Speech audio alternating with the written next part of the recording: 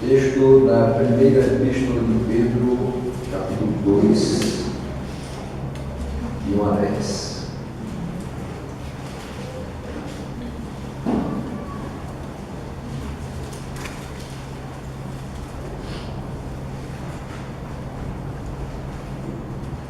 Ele diz assim: despojando-vos, portanto, de toda maldade e dolo, de hipocrisias e invejas e de toda sorte de maledicências, desejai ardentemente, como crianças recém-nascidas, o genuíno leite espiritual, para que por ele vos seja dado crescimento para a salvação. Se é que já tendes a experiência de que o Senhor é bondoso, chegando-vos para ele a pedra que vive, rejeitada sim pelos homens, mas para com Deus eleita e preciosa, também vós mesmos, como pedras que vivem, sois edificados casa espiritual para seres sacerdócio santo, a fim de oferecer sacrifícios espirituais agradáveis a Deus por intermédio de Jesus Cristo. Por isso está na Escritura: eis que põe em Sião uma pedra angular, eleita e preciosa, e quem nela crer não será de modo algum envergonhado. Para vós outros, portanto, os que credes, é a preciosidade, mas para os descrentes a pedra que os construtores rejeitaram. Essa veio a ser a principal pedra angular e pedra de tropeço e rocha de ofensa. São estes os que tropeçam na palavra, sendo desobedientes, para que também foram postos. Vós, porém, sois raça eleita, sacerdócio real, nação santa, povo de propriedade exclusiva de Deus, a fim de proclamardes as virtudes daquele que vos chamou das trevas para a sua maravilhosa luz. Vós sim, que antes não erais povo, mas agora sois povo de Deus, que não tinhais alcançado misericórdia, mas agora alcançastes misericórdia. Vamos orar. Senhor, eu quero te entregar todo esse momento de exposição da palavra, te pedindo que nada mais do que ela, que é suficiente e inerrante, seja exposta. Que nada mais do que ela venha penetrar os nossos corações, nada mais do que ela venha transformar o nosso pensamento, renovando e adequando a tua realidade de vida. Não podemos viver como antes, precisamos viver como teu povo. É isso que somos e por isso te agradecemos por termos em ti o nosso Deus e o nosso Pai. Te agradeço, Senhor, por este momento de poder compartilhar a tua palavra com cada irmão aqui que chegou e está com o coração aberto para receber e ser ensinado pelo Senhor. Te agradeço em nome de Jesus. Amém. Meus irmãos, quem nós somos diante de Deus? Às vezes, a teologia reformada, ela trata de forma um pouco abrupta quem é o ser humano diante de Deus. E quando eu falo quem nós somos diante de Deus, na pergunta inicial de hoje, eu quero falar apenas de quem nós somos. Nós, pessoas que somos salvos por Cristo. Pessoas que foram alcançadas por Ele em algum momento de sua vida. Pessoas que tiveram a sua realidade transformada. Pessoas que tiveram a sua mente renovada. Pessoas que não andam mais segundo o curso deste mundo. Mas, de fato, se a gente observar pela teologia reformada, o homem em si é um miserável pecador. Se isso não foi, pelo menos, umas 600 vezes pronunciado neste culto, eu acho que estaria errado. De fato, o homem é um miserável pecador. Mas o homem em Cristo, será que ele continua um miserável pecador? Às vezes parece que por ser reformado, eu exacerbo tanto a característica de miserável pecador que esqueço que sou povo de Deus. Parece que a gente fala tanto que o pecado habita o mundo que a gente esquece que o pecado não é mais prática nossa. Parece que a gente fala tanto de miserabilidade que esquece que tem uma preciosidade dentro de si, os seus exércitos, o Salvador do mundo. Parece que a gente se fixou apenas no ensino, de mostrar para as pessoas que elas precisam de Deus e são pecadoras e precisam se arrepender e ter fé. Mas esquecemos depois de dizer: agora você é raça eleita, agora você é povo de Deus, agora você é diferente. agora aquele que vive e reina por toda a eternidade, reina também na sua vida. Há muitas vezes esse exagero da nossa parte, e referir até mesmo a nós mesmos como miseráveis pecadores. Pecamos, sim. A natureza pecaminosa continua ainda tendo seus efeitos na nossa vida, no nosso dia a dia. Mas não somos mais miseráveis, somos coerdeiros com Cristo e tudo aquilo que o Senhor tem preparado para nós. E não somos pecadores que agora fazem deliberadamente o que é contra a vontade do Senhor, mas o fazemos porque somos limitados e somos incapazes de fazer o bem se Ele não nos orientar a isso. Somos pessoas que foram transportadas das trevas para a luz. Enxergamos hoje aquilo que não enxergávamos antes. Tivemos as escamas dos olhos retiradas a partir do momento que o Espírito Santo habitou nosso coração. Não somos mais quem éramos, e se assim o somos, precisamos mudar urgentemente, porque das duas uma. Se alguém é justificado por Cristo, apresentará boas obras, viverá uma vida santa. Se não estamos vivendo vida santa, não fomos justificados por Cristo. Isso sim é uma dura realidade. Mas, quando enxergamos que de fato fomos justificados por Cristo e de fato temos vivido uma vida santa e apresentado boas obras que Deus de antemão preparou para que andássemos nelas, não temos do que nos diminuir, nos colocando como demais. Somos outros, somos novas criaturas, somos pessoas dotadas de algo extremamente precioso.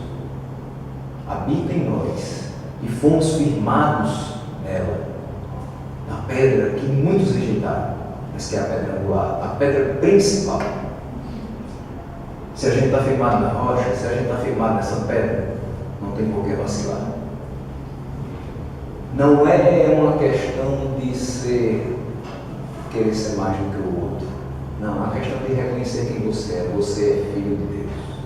A todos quantos receberam Deus o poder de serem feitos filhos de Deus, então eu não posso viver como um miserável pecador e dizer que eu sou isso, porque eu estaria anulando o sacrifício de Cristo por mim. Ele se entregou para que eu não fosse mais um miserável pecador, mas para que eu tivesse vida e vida eterna. No versículo nós vemos que o olhar de Deus para nós é de enxergar que éramos pessoas que andavam errantes. Diz o seguinte: despojando-vos, portanto, de toda maldade, dolo, de hipocrisias, invejas e de toda sorte de maledicências. De fato, isso fazia parte da nossa vida. Aquele que não tem a Cristo, aquele que não foi transformado, aquele que não foi regenerado, aquele que não passou das trevas para a luz, de fato ele é mau, de fato ele tem dolo, de fato ele tem atitudes hipócritas, ele nutre inveja pelas conquistas de outras pessoas, e toda sorte de maledicências faz parte do seu dia a dia, faz parte do seu histórico de vida. Mas isso é uma história.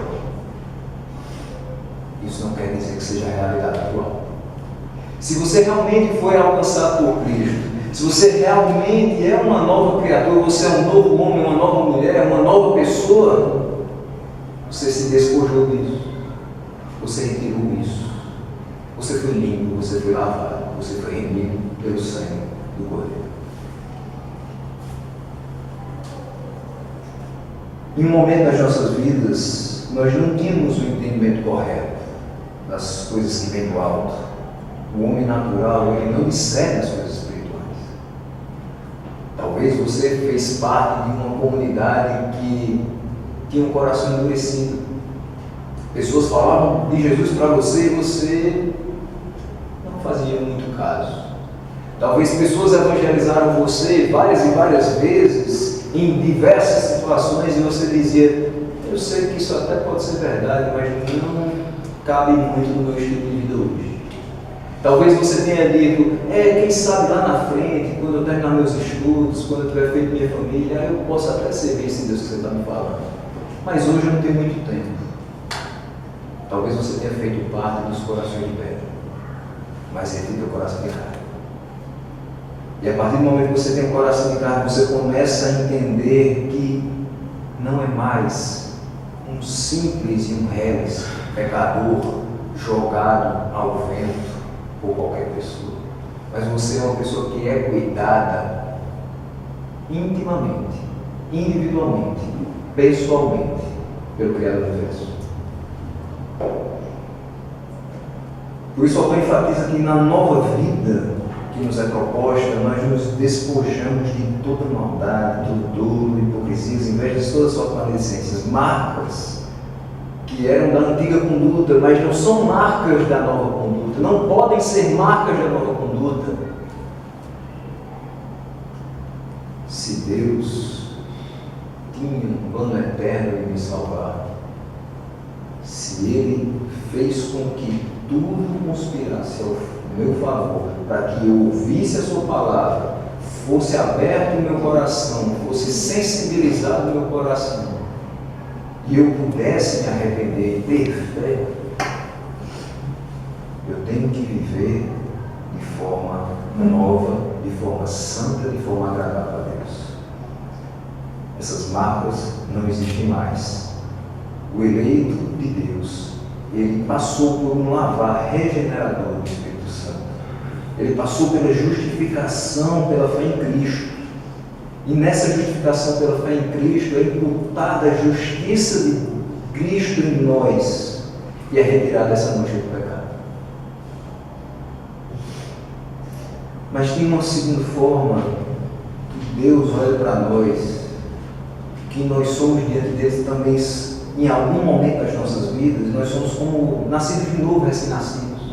Versículo 2 e 3, ele diz o seguinte: desejai ardentemente como crianças recém-nascidas o genuíno leite espiritual, para que por ele nos seja dado crescimento para a salvação. Se é que já tendes a experiência de que o Senhor é bondoso. Quando nós somos renovados por Cristo, o velho homem e as suas concupiscências sumiram. Na realidade, nós passamos por duas mortes. E não é a morte física, é a morte eterna, graças a Deus. Mas nós morremos a primeira vez, morremos para o pecado. Então, como é que eu vou continuar dizendo que eu sou um miserável pecador? Eu morri sim para o pecado, porque Ele assim o fez. E glória a Ele, porque Ele assim o fez. Morri e ressurgi.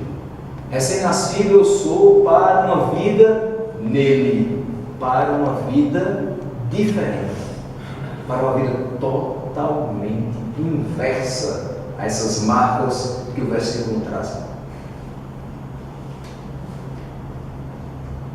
Deus não faz a obra apenas na teologia do homem. Deus não faz a obra apenas na cosmovisão do homem. Deus faz a obra em toda a nossa existência. E é mais ou menos como um recém-nascido que às vezes não tem quase informações em sua cabeça. E vai começando a aprender e a juntar subsídios para começar a viver com consciência que nós nos apresentamos diante de Deus em diversos momentos. Ele faz com que os nossos pecados sejam apagados, lançados no mar do esquecimento, e assim a gente também precisa esquecer deles. Não ficar se lembrando nem se culpando porque foi ele que lavou, e se ele lavou, acabou. Não preciso ficar pensando no que eu fazia ou deixava de fazer. Eu preciso ficar pensando no que eu posso e devo fazer por ele, para a obra dele. Interessante que às vezes as pessoas vão contar testemunhos e gastam 90% do tempo falando que eram. Eu matava, eu roubava, eu fazia isso, e muitas outras coisas. Por que não gastar 100% do tempo dizendo Deus me transformou e hoje eu sou isso, isso e isso, para a honra e glória dele. Tudo que eu fiz atrás não interessa, porque desafiava e feria a sua essência que é santa. Mas hoje eu vivo para ele. Por quê? Porque ele me salvou. Porque ele me transformou. Às vezes o que fica na cabeça da gente, com certos testemunhos, é que, nossa, como um homem pecador. Que miséria esse homem vivia. Mas a gente não fica refletindo como é grande esse Deus que transformou esse homem. Que transformação maravilhosa! Que virada de página, que virada de vida, que giro de 180 graus que ele deu. E é essa nova criatura, esse recém-nascido que vai desejar ardentemente o leite espiritual. As primeiras gotículas de conhecimento acerca desse Deus que é insondável, mas se faz conhecer a partir de sua própria palavra. É interessante que esse ardente fogo do nosso coração parece se apagar com pouco tempo. Talvez pela forma exagerada que a gente trate a si mesmo. O fogo não pode se apagar. A chama que queima em nosso coração no primeiro amor precisa ser o amor da vida inteira. Não podemos deixar que isso se apague e se desvaneça em nossa vida. Precisamos ser sempre como recém-nascidos que buscam o leite espiritual. Como pessoas que não têm maldade. Como pessoas que não olham para o mundo como hoje, infelizmente, nós olhamos, como adultos e vivemos tanta maldade. Tanto desamor. Tantas coisas ruins e desagradáveis. Mas quando a gente olha para um recém-nascido, ele olha tudo em volta. E ele não tem nada disso no coração ainda. Ele tem a pureza que nós devemos ter, porque independente da idade, somos filhos de Deus e Ele tem nos santificado a partir de Sua palavra, que é a verdade dia após dia. Se eu busco a palavra, eu me santifico. Se eu busco a Sua face, Ele faz essa obra.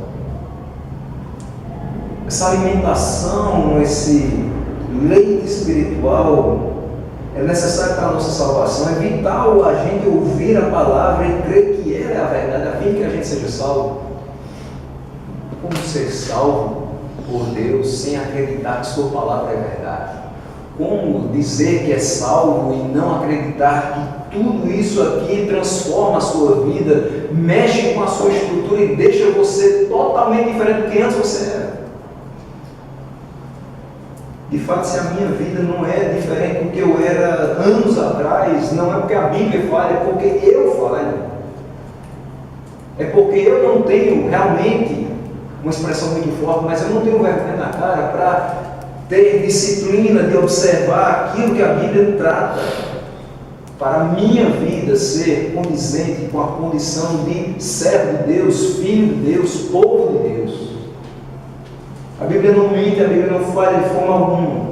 Se há algum erro há em nós, se há alguma falha, se há alguma falta, que assim nós corrigimos. Que voltemos a ser como recém-nascidos, voltemos ao leite se o alimento sólido nos faz mal, mas que nós possamos crescer seguindo etapas e que esse leite nos leve a ser cada dia mais pessoas que buscam o alimento sólido mais na frente. As pessoas, elas não são convertidas de nada. Elas são convertidas de uma vida de pecado para uma vida de bênçãos espirituais, alegria ao lado de Deus, mesmo em meio às tribulações. E as pessoas convertidas, elas têm experiência de que Deus é bondoso, e isso as fortalece a comunhão um pouco mais. Não é fácil olhar para a igreja hoje. O desânimo que bate na igreja fica. A forma passiva com que nós vivemos e não temos mais ousadia, intrepidez em dizer que esta palavra é sim fiel, é sim a palavra de Deus. E esta palavra é a única forma de transformação de vidas.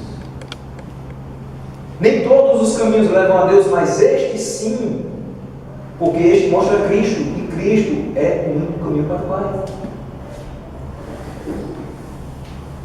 Pessoas que têm experiências de que Deus é bondoso, elas olham para a igreja e podem até se desanimar. Enxergam o povo de Deus hoje muito apático, é bem verdade.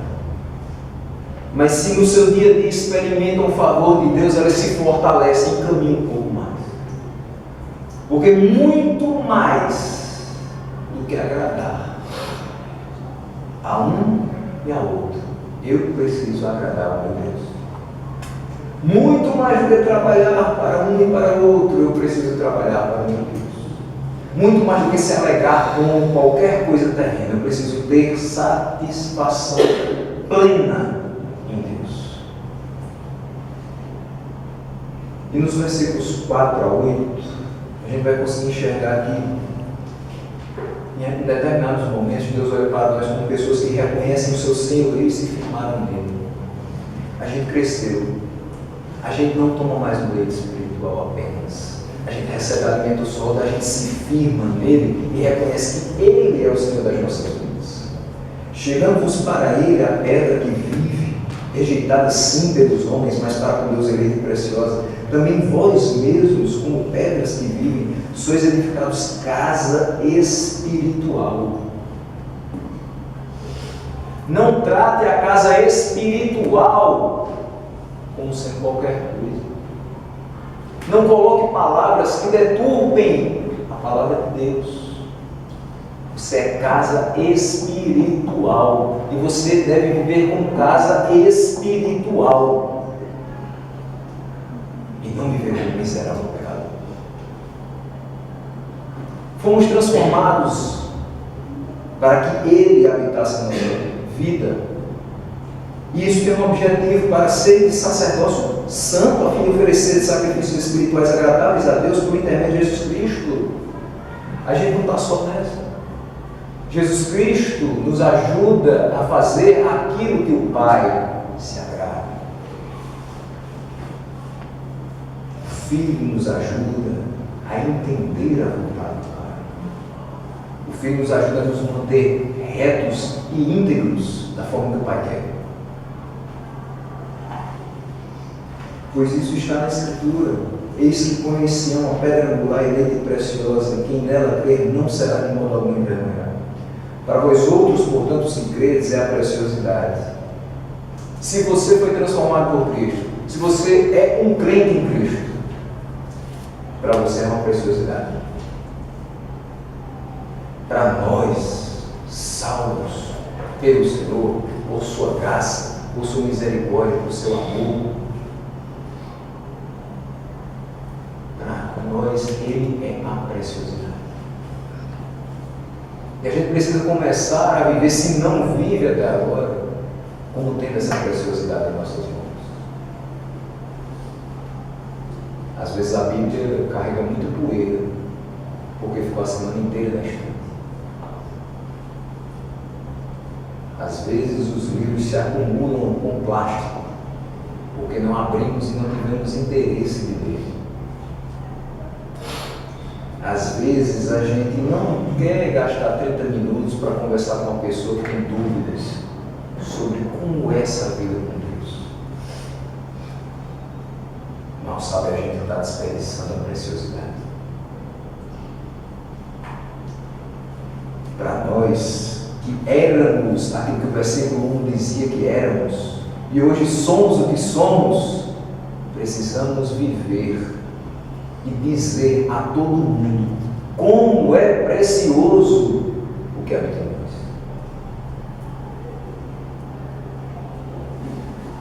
Para os descrentes, a pedra que os construtores rejeitaram, essa veio a ser a principal pedra angular e pedra de tropeço e rocha de ofensa. São estes os que tropeçam na palavra, sendo desobedientes para o que também foram postos. Essas palavras que são verdade para nós, que são preciosas para nós, para muitas outras pessoas, são tropeço e ofensa. Porque elas não caminham na luz, elas caminham ainda em trevas. Então tem que tropeçar mesmo. Elas não enxergam o caminho que Deus propôs para elas. E tem que ofender mesmo, porque sim, eles são miseráveis pecadores, que são ofendidos por uma verdade que é santa. E são ofendidos por uma vida diferente que vivemos, e as pessoas dizem: peraí, é isso que é viver? É isso que é viver. O mundo pensa que viver é desfrutar de bens materiais e ter todas as glórias aos seus pés.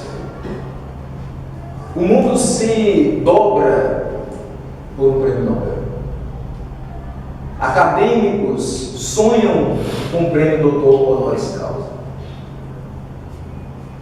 Esportistas almejam medalhas e troféus. Mas nós almejamos os céus. Se nós temos essa preciosidade, se nós temos a Deus, o que mais é importante para nós?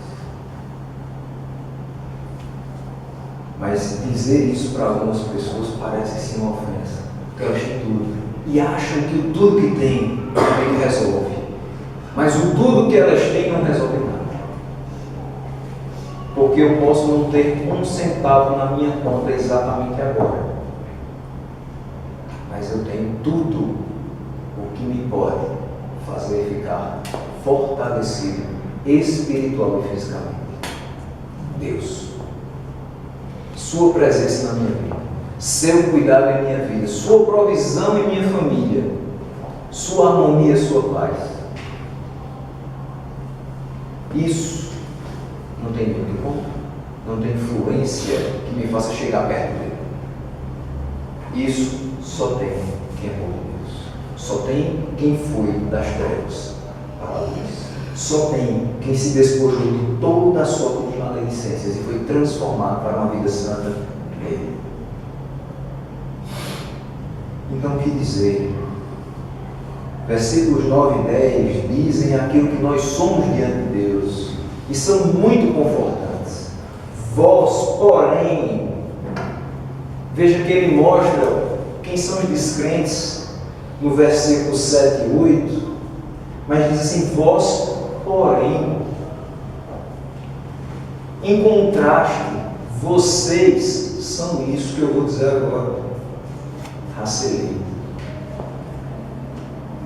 Você não acredita na eleição? Está aqui.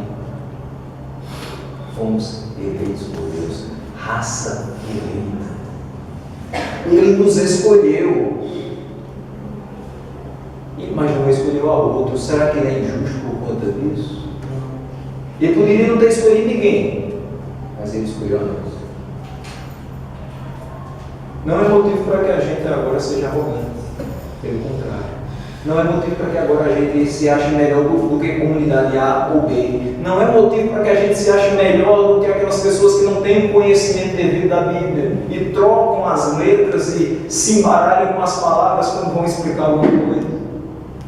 Não. É motivo da gente agradecer a Deus e dizer: eu sabia que eu não era digno, mas eu sou grato pelo que o Senhor fez comigo. Nós somos sacerdócio real. Ele deixou a sua mensagem para que nós a propagássemos. E esse também é um grande privilégio. Porque do mesmo jeito que eu não era digno de ser salvo por Ele, escolhido por Ele, eu também não era digno de falar dessas verdades, porque essas verdades são santas. Essa palavra é santa. E eu era o quê? Um miserável pecador. Mau, vil, envolto em ignomínia, mas hoje sou sacerdócio real. Hoje Ele me deixa apto pela lavagem com seu sangue, para que eu possa me apresentar diante do mundo e dizer: sou um mensageiro de Cristo.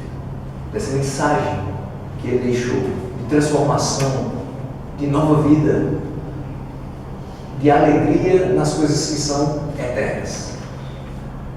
Porque as temporárias, o próprio nome já diz, o tempo as consumirá. Mas ainda nós somos povo de propriedade exclusiva de Deus. Essa nação santa, porque o seu Deus, o seu mandatário, o seu comandante, o seu governador é santo. Então essa nação tem que ser santa. E ela é um povo de propriedade exclusiva de Deus. Deus não divide a gente com ninguém. E é interessante que às vezes a gente tem um certo pensamento de que quando a palavra é pregada e pessoas vêm a se arrepender, são convertidas a Cristo, existe a figura de que os crentes estão saqueando o inferno, porque as pessoas estavam sob o poder de Satanás. Preste atenção em uma coisa: ninguém está sob o poder de Satanás. Pessoas podem ser usadas por Satanás em determinados momentos, mas ninguém tem como seu dono Satanás. Todos são criaturas de Deus. Os que o receberam são seus filhos, mas todos estão sob o controle de Deus. Não é à toa que a gente olha na palavra, porque ele não somente usou os seus filhos, mas ele se utilizou também daqueles que não aceitavam a sua palavra. Se utilizou daqueles que eram sim maus, se utilizou daqueles que não tinham o menor escrúpulo para provar que o controle, o domínio e o poder é dele. Não tem essa de saquear o inferno, não tem essa de tomar as chaves da porta do inferno de Satanás. Ele é o dono de tudo e ele faz tudo do jeito que ele quer, e até Satanás só vai até onde ele permite. O poder ilimitado está em suas mãos, não nas mãos do diabo. E a gente também não pode supervalorizar a ação demoníaca em canto nenhum. Agora a gente pode se supervalorizar as ações benéficas de Deus na nossa vida. Somos povo de propriedade exclusiva de Deus. Ele é o nosso dono, Ele é o nosso governador. Viver para Ele não deve ser um sacrifício, porque foi para isso que Ele escolheu você. A fim de que, qual o objetivo da gente ser tudo isso? Proclamar-lhes as virtudes daquele que o chamou das trevas para a sua maravilhosa luz. Virtudes, qualidades, atributos. Esse Deus, se a gente for enumerar, elencar todas as qualidades que Ele tem, a gente não consegue traduzir em palavras humanas aquilo que Ele é, aquilo que Ele faz, aquilo que Ele representa. Por isso que a gente se junta a Isaías e diz que Ele é maravilhoso. A gente se junta a Isaías e precisa dele como nosso conselheiro. A gente precisa desse príncipe que traz a paz que o nosso coração precisa no momento de angústia. A gente precisa da força que não tem, mas que Ele, com Deus forte, supre. Nós somos raça eleita porque fomos escolhidos antes da fundação do mundo, como diz Efésios 1:4.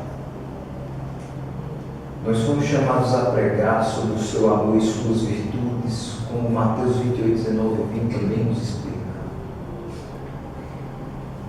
Fomos comprados a preço de sangue pela morte de cruz no Calvário. Foi assim que nós nos tornamos sua propriedade exclusiva. Nós estávamos no nosso pecado, mas hoje nós estamos sendo conduzidos dia após dia num caminho de salvação. E o versículo 10 ele diz: vós sim que antes não erais povo, mas agora sois povo de Deus, e não tinhais alcançado misericórdia, mas agora alcançaste misericórdia. A definição de povo é um conjunto de indivíduos que ocupam um território determinado, formam uma unidade política, com leis próprias e sob a direção do mesmo poder. Veja, antes nós andávamos errantes. Versículo 1 mostrou isso para a gente. Se a gente andava errante, a gente não tinha território, não tinha parada, era como um nômade no deserto. A gente também não tinha governo, a gente vivia como quem não tinha leis, porque a gente achava que podia viver como estava na telha, que era dono do próprio nariz, que nada iria nos impedir de chegar onde queríamos chegar. Mal sabia a gente que a gente só vai para onde Deus quer que nós cheguemos. Mas agora nós somos o povo de Deus que habita a terra temporariamente, porque o nosso território está nos céus. Nós somos governados pelo Deus Todo-Poderoso e com base em leis estabelecidas pela sua própria palavra. E é uma coisa extremamente boa se guiar pelas leis dessa palavra. Leis essas que tanta gente faz questão de querer tirar da vida por uma suposta graça, que essa graça não anula a lei. Porque a lei é quem nos mostra quem éramos e nos aponta quem somos. Nós estávamos sob o jugo dela, porque pecávamos contra ele. Hoje, nós podemos passar por ela sem tantas dificuldades, porque ele nos transformou. Porque ele fez com que esta lei fosse cumprida pelo seu Filho, e aí nós pudéssemos ter justificação, pudéssemos ter crédito para entrar nos céus. É algo que não temos como tratar de qualquer maneira, o que foi feito por nós, o que nos transformou de miseráveis pecadores para o povo de Deus. Jesus Cristo na cruz do Calvário, Ele não somente entregou o seu corpo para que nós fôssemos perdoados dos nossos pecados. Se a cruz do Calvário, se aquele momento de sacrifício fosse apenas perdão de pecados, não teria validade de quase nada. Porque eu e você ainda estaríamos sendo condenados. Não teríamos o céu. Mas Ele fez mais. Ele colocou crédito na nossa conta. Ele pagou as nossas dívidas e colocou crédito para que a gente pudesse se apresentar diante de Deus e dizer: estou aqui, justificado pelo seu Filho, me apresentando como outro filho seu. Então, como é que eu posso dizer que, como irmão de Cristo, eu não passo de um miserável pecador? Sabe quem nós somos diante de Deus? Somos raça eleita, somos sacerdócio real, somos nação santa, somos povo de propriedade exclusiva de Deus. Então, concluindo, vivamos proclamando as virtudes daquele que nos chamou das trevas para a sua maravilhosa luz. Vivamos como povo de Deus, sejamos vistos como povo de Deus e nos sintamos como povo de Deus, para que nós tenhamos a sua presença constante em nós, a nos orientar, a nos corrigir e nos amar como só Ele sabe fazer. Deus nos ama e Ele nos transformou em seu povo e Ele é nosso Deus. Essa é a relação que temos com Ele. Essa é a forma como devemos viver.